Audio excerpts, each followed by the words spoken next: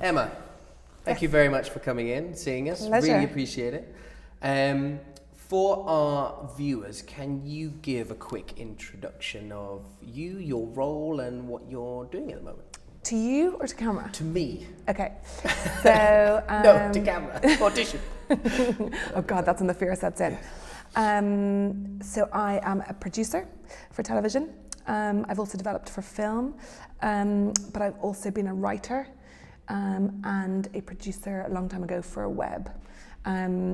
But in my current role, I've got a company called 40 Partners, and I'm in development at the moment with about 50 projects or so. So I'm a little bit wired.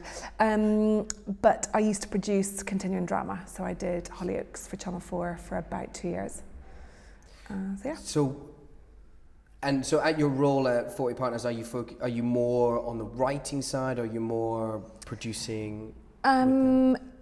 So I'm very much in development. So I take ideas from beginning to hopefully to screen, and then whether I actually get roll up my sleeves and produce them at that point when we get a green light, I don't know yet. It's a very small company, very young company, and drama takes so long. So I'm right in the thick of it. But in terms of the type of producer I am, I'm very much a writer's producer, I think. My business partner does all the kind of logistics, all the line producing, all the finance stuff. It's great, so I get to do all the kind of good, fun, creative stuff. So by that I mean I source writers, I nurture writers, inexperienced writers I love because I don't know, I get a lot of creative satisfaction out of seeing younger writers kind of move into the industry and get more experienced. But at the same time, we work with lots of really experienced writers who need no hand-holding whatsoever. And I kind of like muscle my way in and yeah, kind of just work with the entire gamut, really. In development, do you look for certain stories that audiences want, or do you just go with what's good, what you love on the page? That's a really good question, and one that I kind of I feel my way. I have no succinct answer, only that I started in the beginning being quite prescriptive, but there's just no being prescriptive. You just won't find what you're looking for, and for me, it's all about the writer. And if the writer comes alive when they're telling that story, then you can be pretty sure if you are getting excited about it, then an audience will too. There's so many times I've been pitched stories or series, or I've read scripts where I'm just like, the writer is doing this because they're second guessing what the broadcaster wants. Somebody's heard Polly Hill, Ben Stevenson, Piers, talk about, oh, we're looking for the next Scandi crime, or we're looking for the next The Missing, and then you get lots of derivative answers to that, and that's never going to work because you can tell it a mile off. It's just predictable and boring as far as I'm concerned. So for me, it's about the writer. Does that person fizz creatively? And if so, there's so many things. I never thought I would do period drama, and I've got 2 now on my books because the writer was in there in front of me. I think it's just saying, if I don't tell this story, I'm going to burst. Oh, I love it. It's so good, yeah, it's such a buzz. And I guess that means that you could just be a writer and you haven't necessarily made TV, or you're not sort of working full time, but if you have a really important story and you put your heart and soul into it and you write it, you do it right, then you can go to someone like yourself and you'll pick it up, or you'll... Well, the great thing is you don't need to do it right, because actually structure is easy to teach. And producers like me, I hope, are there to facilitate creativity.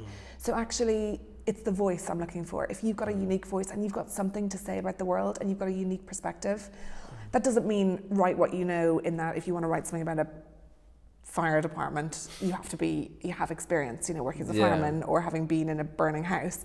It just means that you have developed your empathy skills, that you can put your head inside the head of your characters.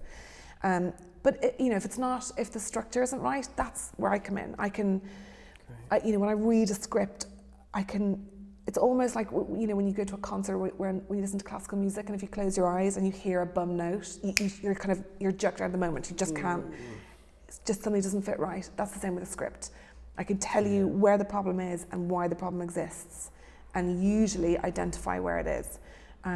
But what I don't have and what I am looking for are those unique voices. Unique voices.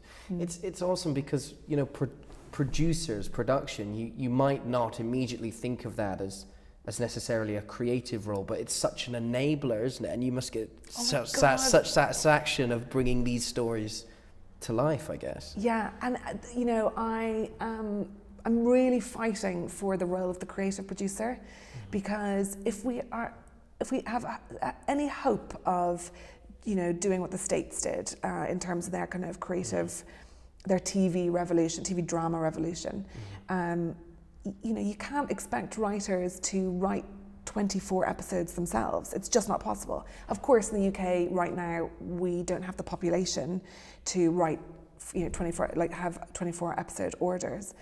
However, with Netflix, Amazon, etc., that's going to start to change, and orders are going to get higher, and therefore writers are going to need to start to employ bits of the American model, the writer's room model. And those writer's room, so those showrunners, you think of, you know, your David Chase or Vince Gilligan or Matthew Weiner, Aaron Sorkin, you know, all those guys, and there's plenty of women as well, like Shonda Rhimes and, you know, all those brilliant producer writers. They are writers first, and then they're producers.